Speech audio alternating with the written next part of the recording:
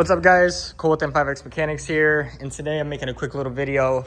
I got my personal ZHP in here, and we are going to be doing control arms. I got a couple things I want to discuss. This is not a DIY. I will walk through you guys, how the process of doing the jobs, the tools you might need, the bolts that you remove, yada, yada, yada. But I'm not going to be filming myself doing the DIY. I kind of just want to discuss control arms, different options, and like I said, walk you through a quick little process. So as you guys can see here, I got my control arms out already on the bench. Real quick, just to clarify, these are ZHP control arms. They do have a separate part number, and they will also be marked with this badge here.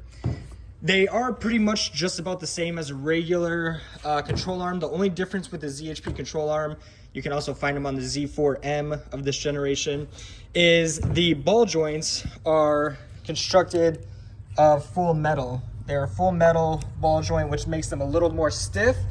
Also is going to make them a little bit more durable.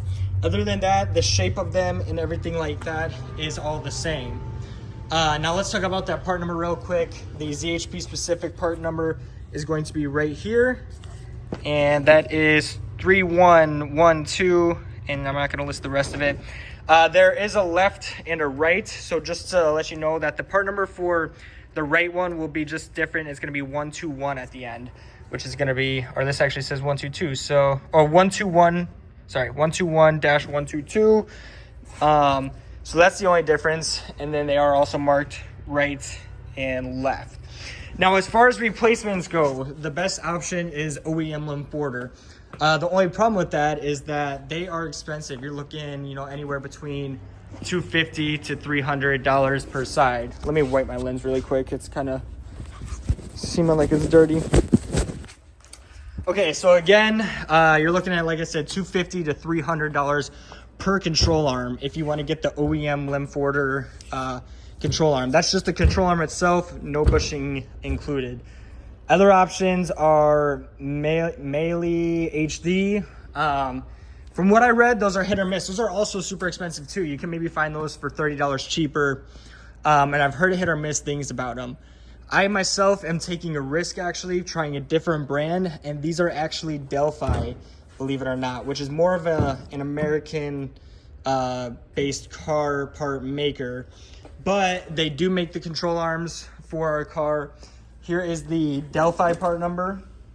If you cross-reference this though, this part number actually is the same. They claim to be this part number right here. So I believe these are the actual replicas, aftermarket version of the ZHP arms, meaning these have a solid metal ball joint. So these are much cheaper. We're looking at about $110 per side here for the Delphi ones. That's why I figured, let me go ahead and try it and see how they compare. Right out the box, they are looking like they're pretty good quality. These ball joints are nice and firm, nice and stiff. Nuts with nylon locking on there. Everything seems solid and direct replacement. Just to show you the difference between my original arms, these are sitting at 75,000 miles, something like that. And you can see this actually doesn't seem that bad. They do kind of bounce right back to where they're supposed to be. This one seems a little bit more loose for sure. And obviously they got beat up. This one's really bad. Obviously they got beat up when I used my pickle fork to get them off. So compared to these don't even move at all, which is a good sign. I like that.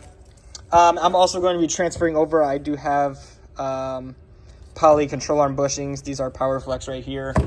The reason I wanted to replace the control arms is because I've replaced literally every other component. Oh, looks like my light's dying. Every other suspension component on my E46 here. We got coilovers, sway bar links have been replaced, inner and outer tie rods have been replaced. Let's see. And then, yeah, that leaves control arm. Sway bar bushings, I suppose, haven't been replaced. But even with all those things being replaced, I do still deal with a little bit of a shimmy every once in a while. So I figured, why not? These are the last part of the front suspension, so might as well go ahead and replace it. Now that we discussed a little bit about the control arms themselves, the differences, ZHP versus non-ZHP, options for replacements, real quick, I'll run through the tools that you need and the bolts that you'll need to remove. First and foremost, you're probably going to want to get your ABS sensors out of the way because they are right on top of where this ball joint bolts up. So when you try to loosen your bolt or get a tool on there, your ABS sensor is going to be in the way. So for that, you'll need a 5mm hex and a ratchet for that.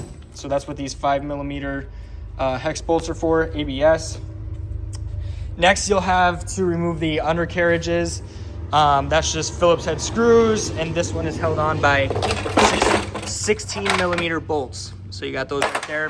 While you're removing those, you can go ahead and unbolt your control arm bushing, which is these right here, because they are also held on by 16mm bolts, and they're right in the same area. So might as well go ahead and unbolt those while you're at it. From there, you have the ball joint that goes to the hub, and that is a 16mm. I used this extension with a swivel and a 16mm socket to be able to get onto that bolt just like that. The Denso is a different size, so keep that in mind. The original one is 18. This is an 18mm bolt. So this is the tool I use for that. The other one that bolts to the subframe, the other ball joint, this is a 22mm. So for one side, the passenger side, the only tool I could fit in there was this 22mm wrench. And I had to hand loosen it, and it did take a long time, so keep that in mind. On the driver's side, I was able to get in my 1/2-inch ratchet with the 22mm socket here, the long one. Other than that, hammer and a pickle fork. This is to break your old ball joints loose. Pickle fork goes in there, you hit it with the hammer, it breaks it loose. You do that for both the subframe and the hub ball joint. And yeah, that's pretty much it. It is a pretty straightforward replacement. One thing to keep in mind, if yours is not already broken like mine, your headlight level sensor will need to be removed from the control arm.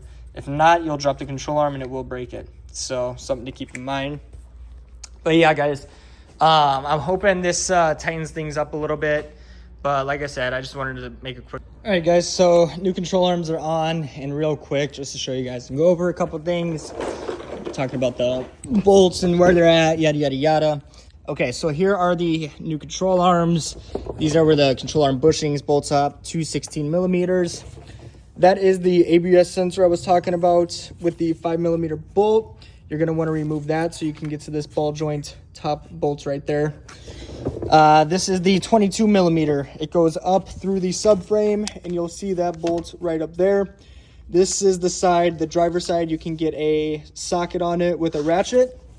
On the driver's side, due to the motor mount, you can only get a, a wrench on it, 22mm wrench. This is the passenger side where your headlight level is right there, so don't forget about that. Other than that, don't tighten up all the bolts until you have it on suspension level. So what I like to do is I like to put a jack under this ball joint, jack it up a couple times, tighten it down, and then move the jack over to the outer ball joint, jack it up a couple times. You're going to want to see the spring compress to mimic like it's on ground level. Then you can go ahead and tighten this one up right there. So yeah, there you guys are, just to give you a little overview of the control arms. But yeah, like I said, that was the last thing I needed besides sway bar links, but I got inner and outer tie rod sway bar links, sway bar bushings is the only thing I haven't done. Other than that, full front suspension is done, all oil leaks and everything like that taken care of. So yeah, that's a little rundown of E46 control arms. Thanks for watching, guys.